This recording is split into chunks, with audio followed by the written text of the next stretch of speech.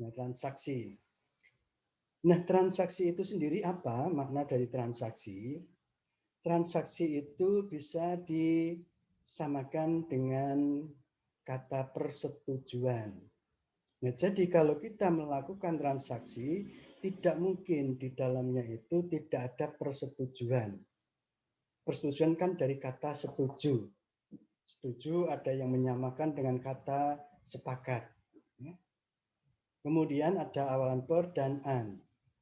Biasanya suatu kata yang diawali per dan an itu memiliki makna yang lebih luas daripada kata dasarnya.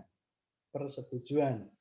Jadi kalau kita bicara tentang persetujuan, berarti kita tidak hanya bicara tentang setuju, tapi bagaimana proses setuju itu terbentuk, syaratnya apa, dan sebagainya. Nah, itu. Nah, jadi transaksi memang sering kita dengar, kita kaitkan dengan jual beli. Maknanya adalah persetujuan.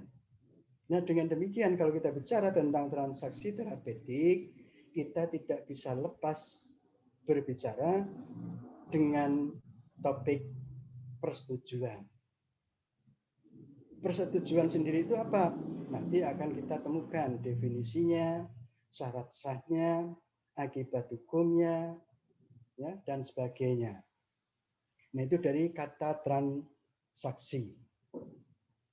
Makanya di dalam peraturan Menteri Kesehatan di sana juga menggunakan, tapi istilah yang digunakan mungkin tidak transaksi, tetapi persetujuan tindakan medik, ya, persetujuan tindakan medik.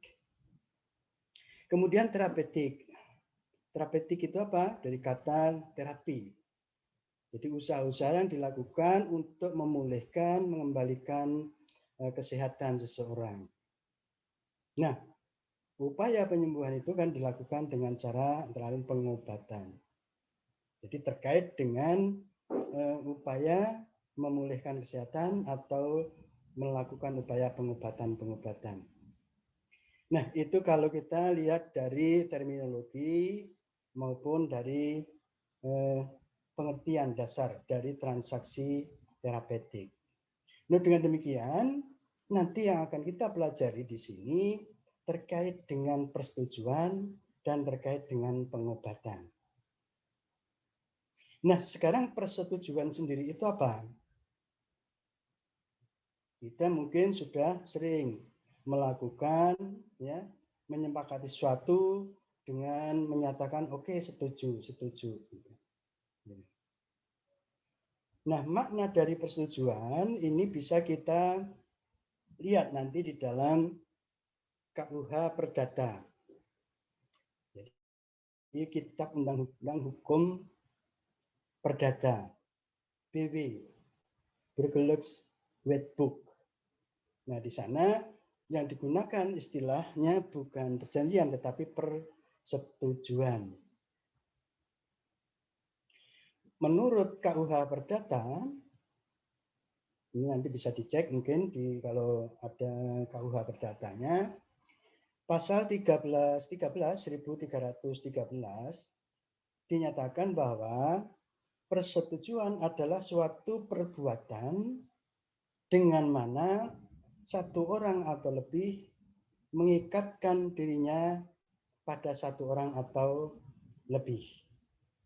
Nah, ini kalau kita mengambil pengertian persetujuan yang ada di dalam KUH Perdata. Ya.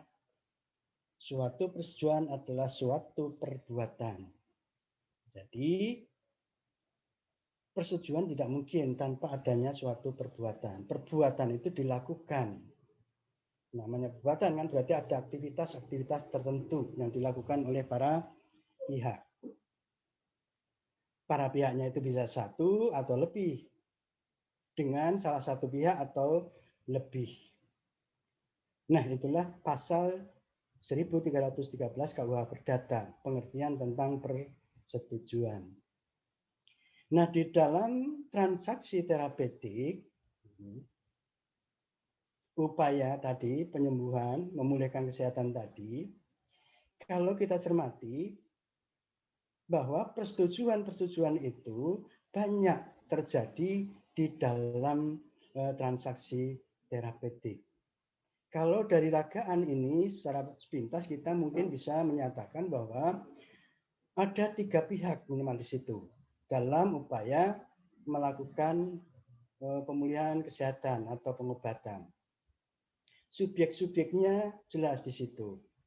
Ada pasien yang perlu atau minta diobati. Kemudian ada pihak lain, ada tenaga medis, dokter, yang memang mempunyai tugas untuk memberikan pelayanan kesehatan, memberikan pengobatan. Kemudian ada pelayanan kesehatan, rumah sakit, klinik, dan sebagainya. Nah, dari ragaan ini secara simpel menunjukkan bahwa dalam transaksi terapeutik itu ada perbuatan-perbuatan yang melibatkan lebih dari satu pihak atau satu orang. Nah, kalau lebih dari satu orang, ini secara implisit menunjukkan adanya persetujuan. Dari ragaan ini juga kelihatan bahwa antar para pihak itu ada hubungan hukum satu sama lain. Antara pasien dengan tenaga medik, dokter, dan sebagainya, ini ada. Makanya arah panahnya ini dua arah, bolak-balik. Ini menunjukkan bahwa masing-masing pihak memiliki hak dan kewajiban. Ada hubungan hukum di dalamnya. Nah, adanya hubungan hukum yang memuat tentang hak dan kewajiban masing-masing pihak ini terjadi, ada, timbul, karena ada perjanjian itu tadi. Nah, istilah perjanjian tadi kan samakan dengan persetujuan. Nah, jadi tidak mungkin kita bicara hubungan hukum antara pasien dengan dokter misalnya. Kalau tidak ada persetujuannya, tidak ada perjanjiannya. Nah, kemudian ada juga antara dokter, ya, tenaga medis dengan rumah sakit atau klinik. Ini juga ada hubungan timbal balik di situ. Pihak-pihaknya jelas di situ siapa, statusnya apa. Makanya kalau kita bicara tentang hukum, kita pertama kali harus mengenal siapa pihak-pihaknya. Kalau kita bicara tentang pihak, berarti kita bicara tentang salah satu pengertian dasar dari hukum atau kriteria-kriteria dasar dari hukum. Yang pertama yaitu adanya subjek hukum. Kalau kita bicara hukum, ya logikanya nggak mungkin kita tidak tahu tentang subjek hukum. Subjek hukum itu siapa? Subjek hukum adalah pendukung hak dan kewajiban. Siapa subjek hukum dalam transaksi terapeutik? Oh, kalau kelihatan dari ragaan ini berarti antara pasien dan dokter atau tenaga medis. Kemudian antara dokter dengan rumah sakit atau klinik. Ini juga menunjukkan ada pihak-pihaknya. Kemudian terjadi peristiwa hukum. Ya. Peristiwa hukum itu kan bisa terjadi karena perjanjian dan sebagainya. Maka akan menimbulkan hubungan hukum yang berisi tentang hak dan kewajiban. Begitu juga hak dan kewajiban atau hubungan hukum antara pasien dan pelayanan medis di rumah sakit, poliklinik, dan sebagainya. Nah, sebetulnya dari ragaan yang sampel ini, kita sudah bisa menemukan banyak masalah, topik yang mungkin bisa diangkat untuk dijadikan tesis. Kita mengidentifikasi, kita menganalisis bagaimana hubungan hukum yang terjadi antara pasien misalnya dengan dokter dan sebagainya. Atau antara dokter dengan pihak rumah sakit dan sebagainya. Gitu. Jadi rasanya kalau untuk judul tesis itu nggak kurang-kurang lah itu kan. Apalagi yang memang profesinya ya tugas dinasnya itu terkait dengan masalah kesehatan ya. Mungkin sudah lebih banyak ya yang materi yang bisa dijadikan bahan untuk tesisnya. Nah itu ya. Jadi Dengan transaksi terapeutik kita kembali lagi, jangan dilupakan. Ya. Siapa pihak-pihaknya, subjek hukumnya. Subjek hukum kan nanti dibedakan antara subjek hukum, manusia orang, ya, naturalist person, dan reh person. Reh person mungkin masih ingat semua kan? Ada badan hukum. Badan hukum banyak sekali. PT, ya, yayasan, kemudian persero, dan lain sebagainya.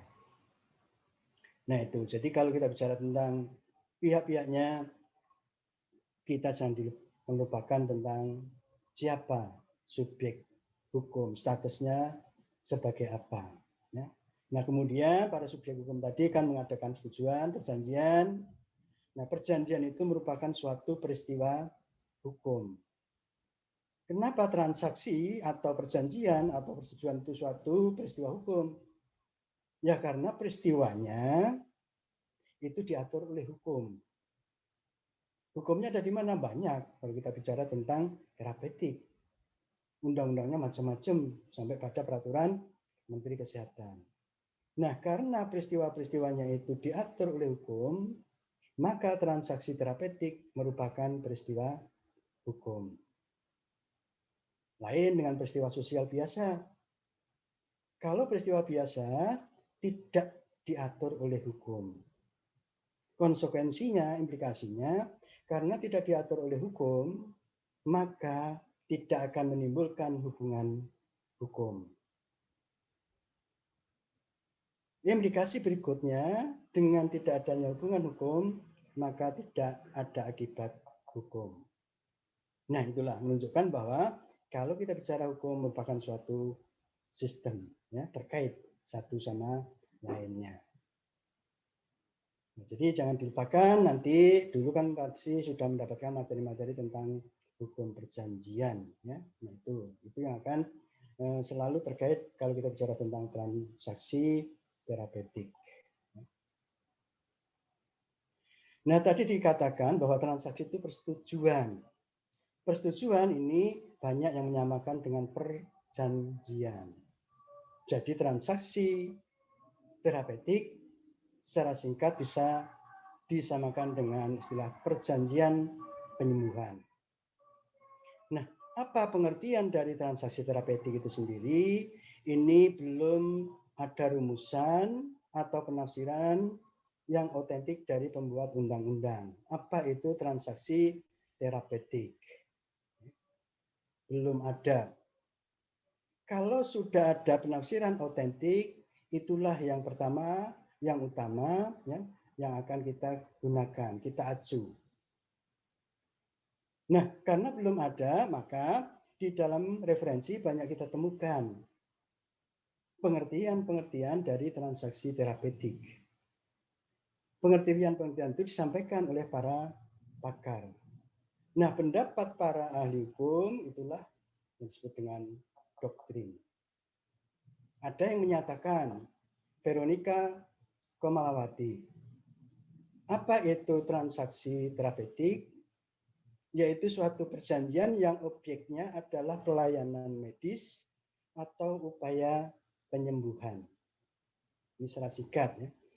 Nah, ini sudah jelas bahwa makna pengertian dari transaksi terapeutik itu suatu perjanjian. Perjanjian itu apa? Oh, tadi pasal 13 KUH Perdata. Suatu perbuatan di mana satu orang atau lebih mengikatkan dirinya pada satu orang atau lebih. Itu suatu perjanjian. Jadi kelihatan di situ siapa subjeknya. Nah, kemudian perjanjian itu yang objeknya adalah pelayanan medis. Nah, pelayanan medis atau upaya penyembuhan itu merupakan objek atau prestasi dari transaksi terapeutik. Kalau kita bicara tentang perjanjian, nggak mungkin tanpa adanya objek.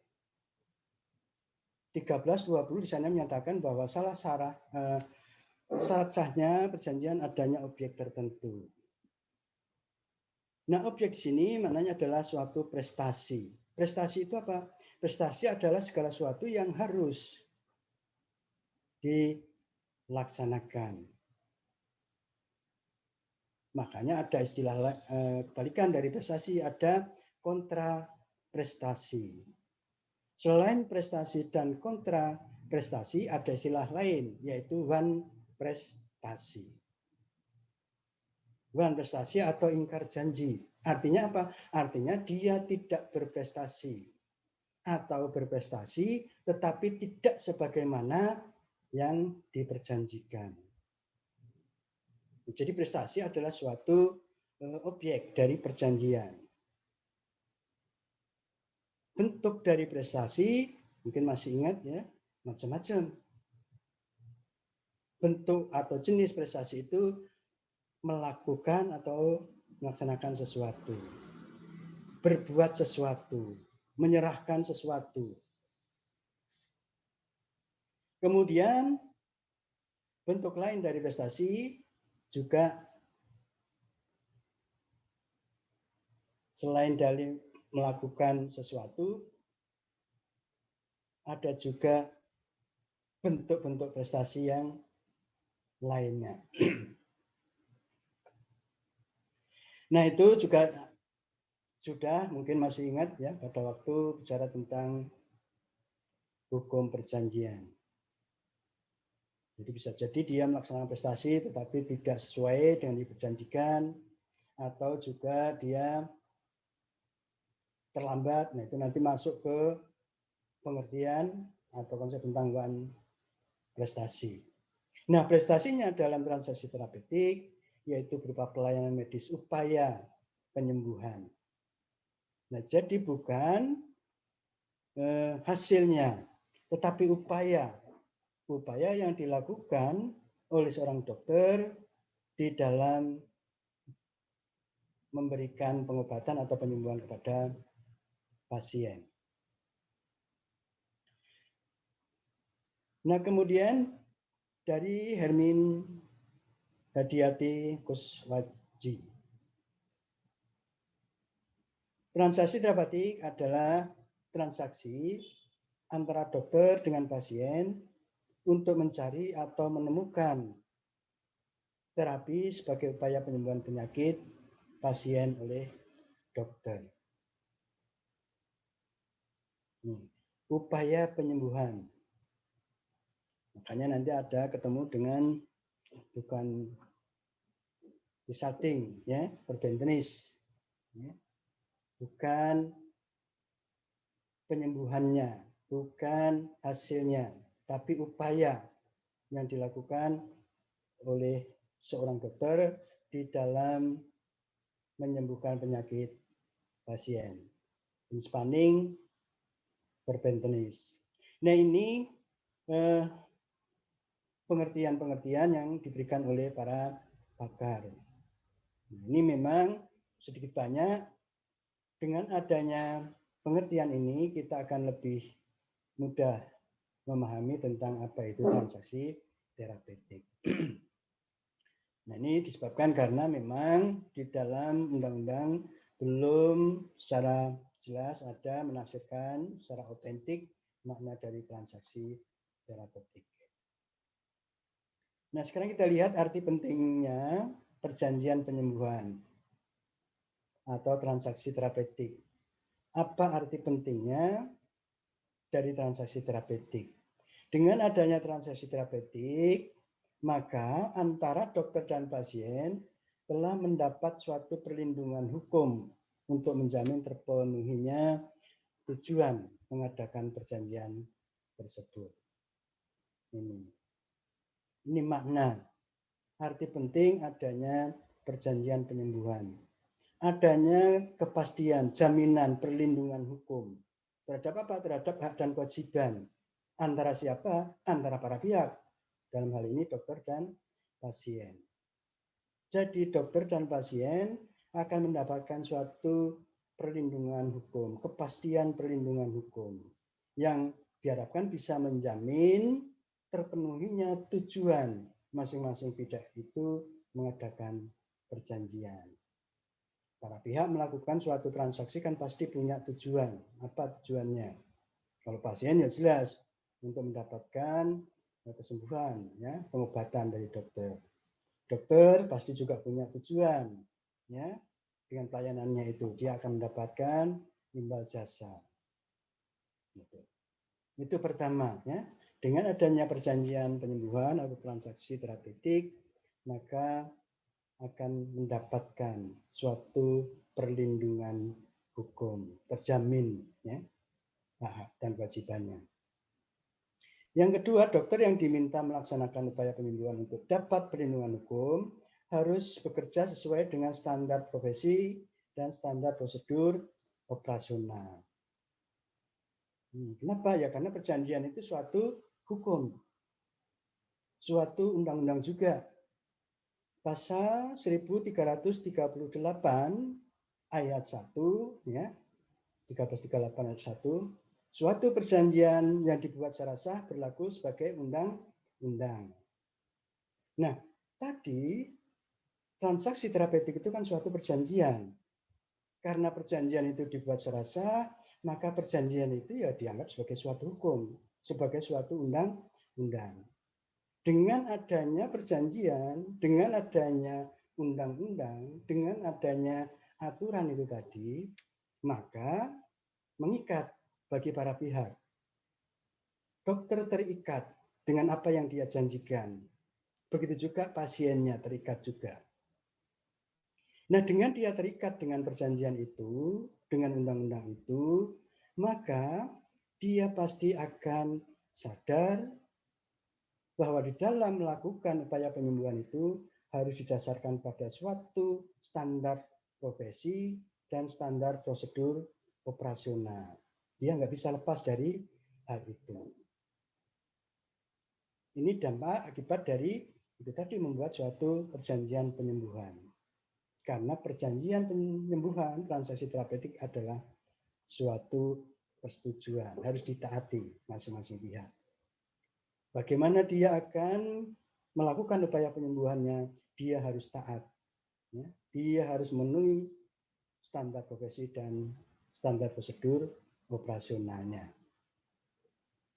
Kemudian bagi pasien akan lebih tenang karena dapat jaminan hukum bahwa dokter bekerja sesuai dengan standar profesi sehingga harapan sembuh lebih besar. Nah, ini kalau kita lihat dari posisi pasiennya lebih tenang, ya. Itu ada sugesti paling enggak kan itu kita sudah yakin karena dokter memang ahli di situ, punya kewenangan di situ. Dia sakit, datang ke dokter, dia buat transaksi terapeutik, dibuat perjanjiannya.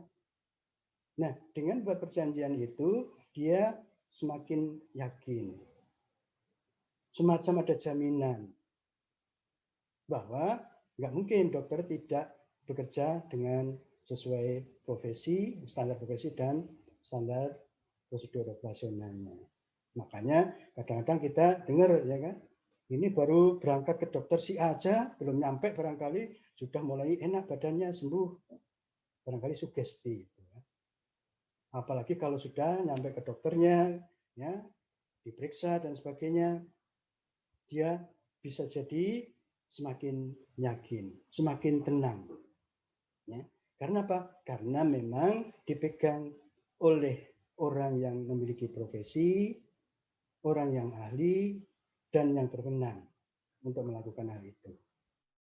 Nah, itu arti pentingnya transaksi terapeutik.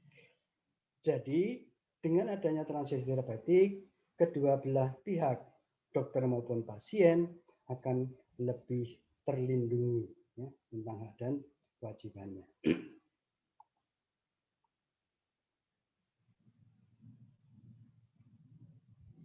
Nah, pada hakikatnya perjanjian penyembuhan itu adalah perjanjian perdata. Kalau perdata berarti kita bicara tentang kepentingan para pihak, hak dan kewajiban para pihak.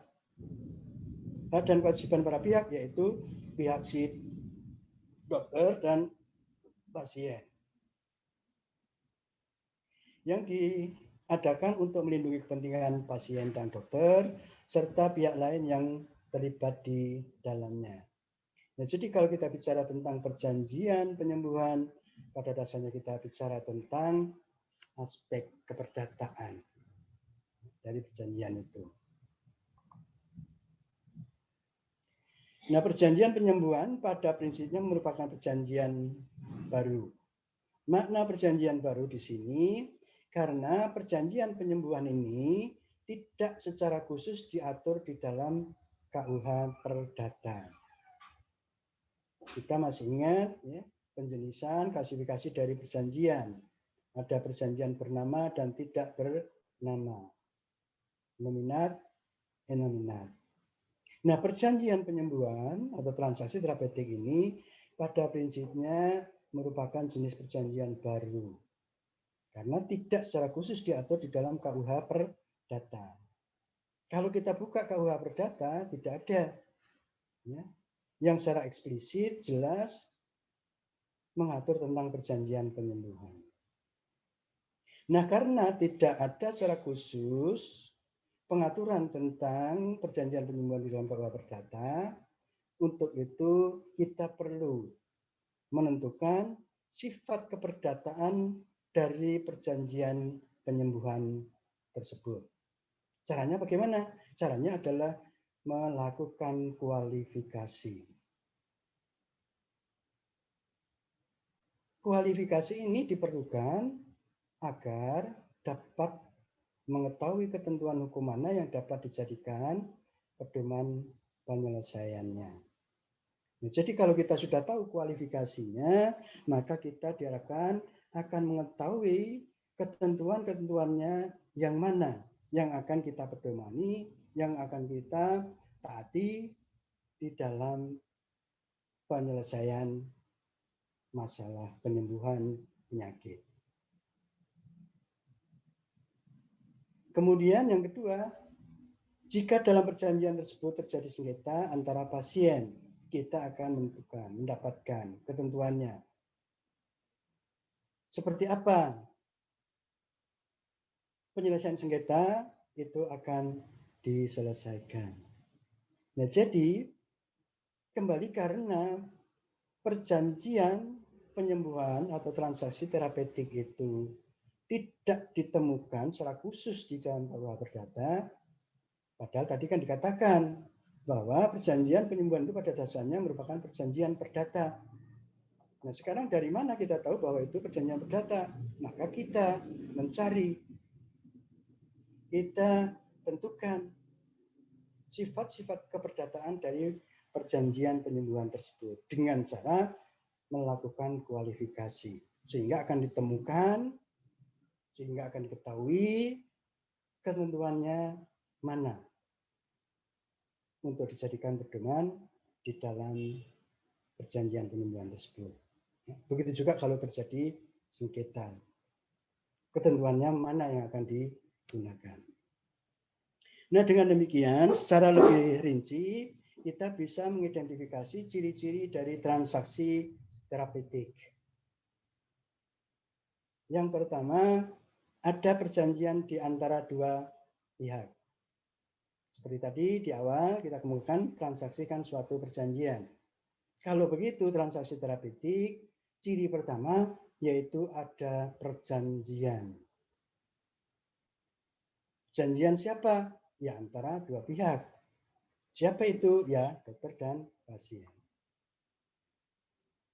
Kedua, pihak yang satu minta jasa pihak lain untuk sembuhkan penyakit dengan tindakan medis.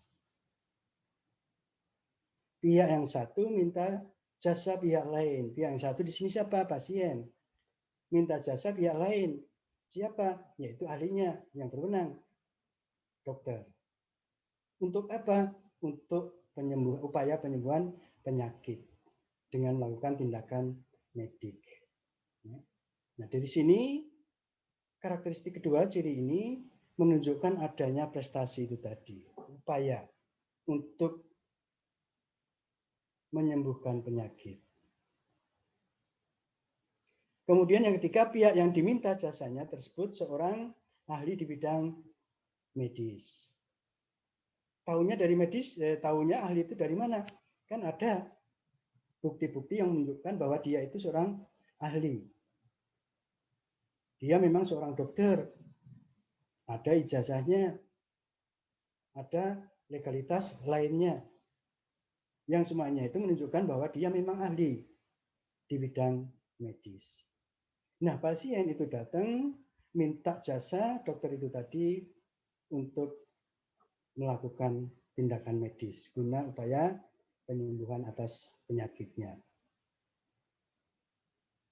Kemudian yang keempat, pemberian imbal jasa tersebut berdasarkan tarif yang telah ditentukan oleh pihak yang memberi jasa.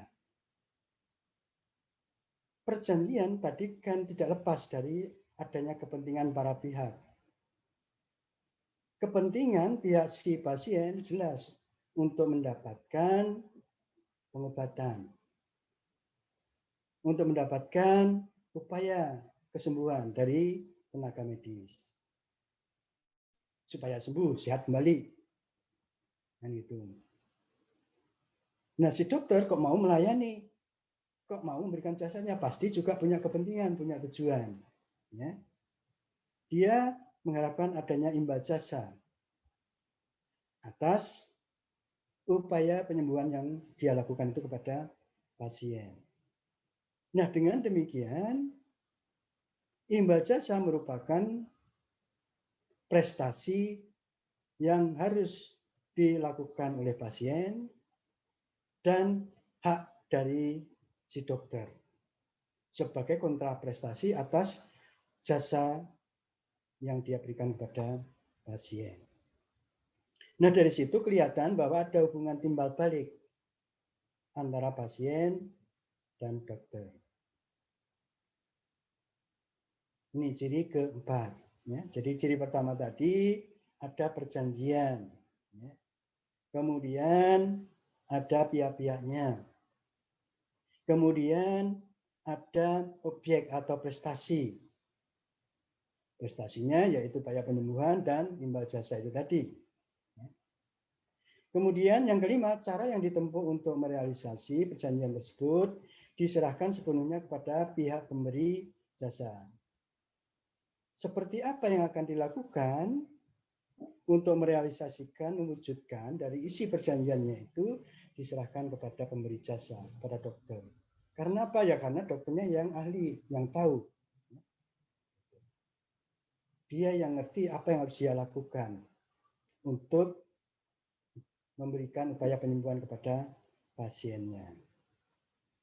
Nah, ini sebagian dari karakteristik ciri-ciri transaksi terapeutik, ya. Kelihatan subjeknya, objeknya, ya, prestasinya, dan seterusnya. Nah, berdasarkan 5 ciri tersebut, transaksi terapeutik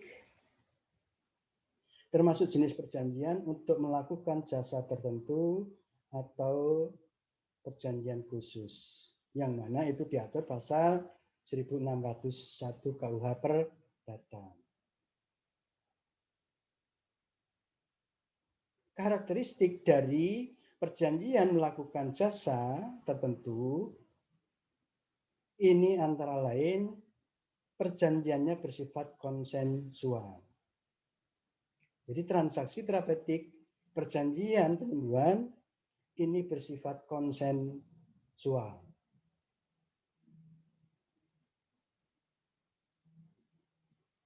Makna dari konsensual berarti perjanjian itu ada berdasarkan kesepakatan. Cukup dengan adanya kesepakatan. Antara siapa? Antara dokter dan pasien. Ada konsensus, ada sepakat, selesai. Tidak perlu harus dalam bentuk tertentu dan sebagainya. Yang penting ada kata sepakat. Maka nanti dalam bicarakan tentang syarat sahnya perjanjian terapeutik, kita akan bahas tentang pertama, kata sepakat. Namanya sepakat, ya. Apa yang kita inginkan itu diketahui dan diterima oleh pihak lainnya. Kapan itu ada kesepakatan? Kesepakatan itu ada kalau tidak ada paksaan, ya, kekhilafan, dan penipuan. Jadi kalau misalnya dalam membuat kesepakatan atau konsensus itu ada ancaman-ancaman, ya, ada paksaan, maka sebenarnya itu tidak ada lagi kata sepakat. Nah, nanti kalau suatu perjanjian tidak ada kata sepakat, maka ada implikasi hukumnya. Perjanjiannya bisa dibatalkan. Nah, jadi transaksi terapeutik ini merupakan perjanjian yang bersifat konsensual. Artinya transaksi terapeutik merupakan perjanjian yang cukup dengan adanya kesepakatan antara para pihak. Ya. Nah, bentuk kesepakatan ini kan macam-macam, ya. Buktinya apa bahwa ada kesepakatan? Kalau dalam kontrak-kontrak, ya, kontrak kan hampir sama diartikan dengan perjanjian, tapi ada juga yang membedakan. Oh, kalau kontrak itu suatu perjanjian yang dibuat secara tertulis, sementara kalau perjanjian itu tidak secara tertulis. Ada yang menyatakan demikian.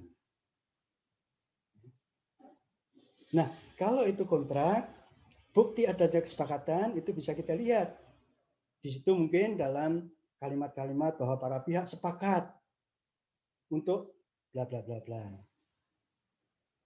Bahwa pihak satu sepakat dengan pihak kedua dan sebagainya. Mungkin di situ secara eksplisit ada kata sepakat yang dicantumkan dalam kontraknya. Di lain misalnya ada apa? Misalnya adanya tanda tangan dalam perjanjian atau kontrak itu. Itu menunjukkan adanya kesepakatan para pihak. Nah, nanti akan kita ketemu, ya, lebih rinci lagi waktu kita bicara tentang syarat-syaratnya perjanjian. Nah, jadi bersifat konsensual. Makanya salah satu asas dari perjanjian adalah ada asas konsensual. Cukup ada kata sepakat, kesepakatan. Kemudian yang kedua, akibatnya perjanjian ini merupakan perjanjian bebas bentuk. Tidak ditentukan, tidak ditetapkan bahwa transaksi terapeutik itu harus dalam bentuk atau format tertentu. Tidak. Karena asasnya memang konsensual, ya, bebas bentuk. Perjanjian penyembuhan atau transaksi terapeutik bisa dibuat dalam bentuk lisan maupun tertulis. Bebas dia menuangkannya. Makanya di dalam perjanjian itu ada asas lain selain konsensual, yaitu asas kebebasan. Freedom of contract, ya. Kebebasan berkontrak. Makna dari asas kebebasan berkontrak berarti para pihak bebas untuk mengadakan atau tidak mengadakan perjanjian. Kemudian isinya, bentuknya apapun, ya. Bebas. Dengan siapa dia membuat perjanjian juga bebas. Itu makna asas kebebasan berkontrak. Dengan siapa saja boleh, ya, dalam bentuk apapun, isinya bagaimanapun boleh. Sepanjang tidak bertentangan dengan undang-undang, ketertiban umum, dan kesusilaan. Ini makna asas kebebasan berkontrak. Mungkin masih ingat beberapa asas dalam perjanjian, ya, cukup banyak memang. Ada asas personifikasi dan seterusnya dan seterusnya. Nah, untuk transaksi terapeutik maka ini karakteristiknya, ya. Bersifat konsensual, bebas bentuk, bisa dibuat secara lisan maupun tertulis. Meskipun dalam hal-hal tertentu memang ada kewajiban untuk dibuat dalam bentuk tertulis. Misalnya untuk pasien-pasien yang berisiko tinggi dan sebagainya. Jadi transaksi terapeutik merupakan perjanjian masuk ke dalam klasifikasi perjanjian melakukan jasa tertentu. Nah, setelah dikualifikasi perjanjian penyembuhan termasuk perjanjian untuk melakukan jasa khusus, maka jika terjadi sengketa yang harus dipedomani, satu, ketentuan umum yang bersifat memaksa, imperatif, sepanjang ketentuan semacam itu ada. Nah, terkait dengan ini, kita mungkin masih ingat dengan hierarkis peraturan perundang-undangan. Peraturan perundang-undangan itu kan, kalau kita kembali ke teorinya Kelsen, itu mungkin masih ingat semua seperti apa, ya. Kemudian ada piramida dan sebagainya. Ya. Itu. Jadi kalau terjadi sengketa, maka hal yang perlu diperhatikan, satu, adanya ketentuan umum yang bersifat memaksa, imperatif, ya kan? Kita masih ingat hukum dibedakan antara yang imperatif dan yang pilihan. Kemudian isi perjanjian yang disepakati para pihak, termasuk yang dalam bentuk standar kontrak. Kenapa demikian? Karena memang perjanjian itu kan suatu hukum, suatu undang-undang. Tadi saya singgung pasal 1338 ayat 1 KUH Perdata. Isi perjanjian yang disepakati para pihak itu sebagai undang-undang. Maka perjanjian itu juga harus dipedomani kalau terjadi sengketa. Memang pada umumnya dalam suatu perjanjian itu ada klausul bagaimana kalau terjadi sengketa atau perselisihan. Maka perselisihan itu akan diselesaikan dengan cara seperti apa? Secara umum kan ada litigasi, non-litigasi, dan sebagainya. Biasanya ada dalam perjanjian. Nah, begitu juga kalau terjadi sengketa di dunia medik, maka kalau ada perjanjiannya, maka isi perjanjian juga harus diperhatikan. Termasuk dalam bentuk standar kontrak. Ya. Jadi kan ada jenis kontrak yang standar, ya, yang baku. Maka ada istilah perjanjian baku, perjanjian standar, standar kontrak standar. Ya. Kenapa kok disebut kontrak baku, standar kontrak? Ya karena formatnya sudah dibakukan. Bentuk formatnya sudah dibakukan. Sudah distandarisir. Biasanya dicetak dalam jumlah yang banyak. Maka meskipun ada yang mencermati adanya kelemahan dari standar kontrak, tapi dalam standar kontrak pun juga ada nilai lebihnya, yaitu efisiensinya. Efisiensi waktu, biaya, tenaga. Kelebihan dari standar kontrak. Ya, itu. Nah, jadi karena substansinya, formatnya sudah dibakukan, maka sering disebut dengan perjanjian baku. Di sana tinggal menulis identitas, misalnya si A, tulis A. Atau si B, tulis si B. Alamat, ya, jenis kelamin, dan sebagainya. Nah, tapi secara substansi pada dasarnya isinya hampir sama. Dan ini memang dalam dunia bisnis, apalagi sekarang ini kan, sudah umum. Ya. Standar kontrak ini ada. Ya. Dunia bisnis perbankan, perindustrian, pengangkutan, dan sebagainya. Ini rata-rata sudah dalam bentuk kontrak. Ya. Ya, tadi, karena kemajuan di bidang industri dan sebagainya, maka perlu ada efisiensi. Ketika ketentuan khusus yang berlaku untuk perjanjian tersebut, ya, barangkali ada hal yang khusus, klausula-klausula khusus, ya, ketentuan khusus yang disepakati oleh para pihak. Itu juga diperhatikan. Nah, kemudian keempat, buku 3 KUH Perdata ya, tentang perikatan jelas karena kan perjanjian penyembuhan atau transaksi terapeutik itu suatu perjanjian. Kalau kita lihat di KUH Perdata bahwa perikatan itu bisa timbul karena perjanjian dan karena undang-undang. Nah, untuk itu ketentuan-ketentuan umum dari buku 3 KUH Perdata juga harus diperhatikan. Kemudian kebiasaan serta kepatutan. Nah, ini hal yang harus diperhatikan, dipedomani oleh para pihak dalam hal terjadi perselisihan atau sengketa di dalam transaksi terapeutik dalam upaya penyembuhan penyakit oleh dokter pada pasien. Nah, itu materi pada sore hari ini ya. Ini kalau materinya ini mungkin ini belum bisa diakses di Vclass ya. Yang jelas nanti akan saya upload di Siakadu ya, nanti bisa diunduh di sana dan dipelajari ya materinya. Nah, nanti kalau Vclass-nya sudah dibuatkan ya untuk mata kuliah hukum edik dan transaksi terapeutik itu nanti akan kita upload materi-materinya di dua aplikasi tersebut baik di Siakadu maupun di Vclass ya.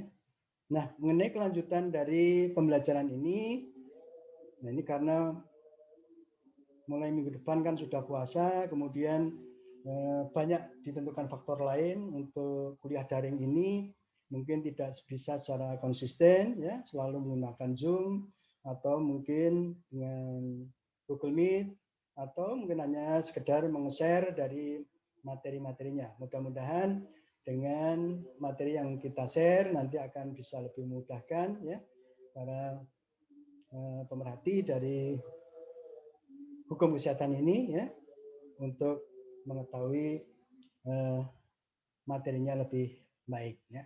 Meskipun ini secara simpel ya, secara singkat ya, karena keterbatasan dari waktunya. Baik, nah kemudian nanti untuk penilaian ini nanti kita sepakati apakah dalam bentuk ujian atau dalam bentuk lain, misalnya apakah tugas dan sebagainya ya. Nah, jadi kalau saya lihat di sini sementara data ya yang ikut mata kuliah ini ada 5 ya, ada 5. Mbak Berta Carolina, ya Mbak Berta itu di mana tinggalnya? Tugasnya Pak, tugasnya di Rumah Sakit Abdul Muluk Pak. Abdul Muluk, berarti tinggalnya di Karang?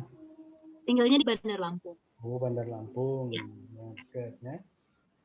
Kemudian Mas Fadli Hindarsah. Halo? Gangguan sinyal kayaknya, Pak. Sinyal, ya. Mbak Ufo Eurofanya. Dari mana ini? Wah, masih dari Kota Bumi, Pak. Kota Bumi. Iya, Pak. Di mana dinisnya? Rumah Sakit Riyakudu Kota Bumi, Pak. Sinyalnya bagus di Kota Bumi? Baik, sinyalnya baik. Bagus. Baik, ya. Bagus, Pak, bagus. Jarmiati? Siap, Pak. Saya dinasnya di Rumah Sakit GMC Pesawaran, Pak. Pesawaran. Sama dengan Dokter Fadli kebetulan. Oh, Dokter Fadli yang tadi ya? Iya. Ya, ini sudah bisa ini. Tinggal di Pesawaran? Apa di? Enggak, Pak. Saya tinggal di Bandar Lampung, Pak, di Kemiling. Bandar Lampung. Masalah berarti kan? Tiap hari? Iya, Pak. Iya. Ya, Mas Fadli juga di Karang? Iya, Pak. Fadli rumah di Karang. Wah, selamat ini. Sabar ya Pak. Nah, tunggu dulu ya. Iya dok. Iya Pak. Mas Fatih di mana? Tinggalnya? Saya izin Pak, lagi praktek Pak. Oh, iya kayaknya Pak Tusan sibuk amat tadi itu. Iya. Iya Pak. Oke ya. Jadi kita ini ada lagi yang siapa? Medika Era Wijaya. Ini kameranya mana ini? Dari mana ini Mas Rohin? Medika Era Wijaya ini. Medika ini dia dari Kota Bumi, Pak. Tapi Ini untuk juga. dinasnya di mana kurang begitu paham. Sehingga dia pernah bilang katanya di rumah sakit, tapi nggak tahu rumah sakit mana. Baik ya, jadi ini juga sudah ada panggilan dari sebelah itu, sudah mulai siapan azan kayaknya. Kita sampai di sini dulu ya. Mudah-mudahan bisa dipahami materi pada sore hari ini. Insya Allah ketemu lagi pada minggu depan. Selalu jaga kesehatan, prokesnya ya.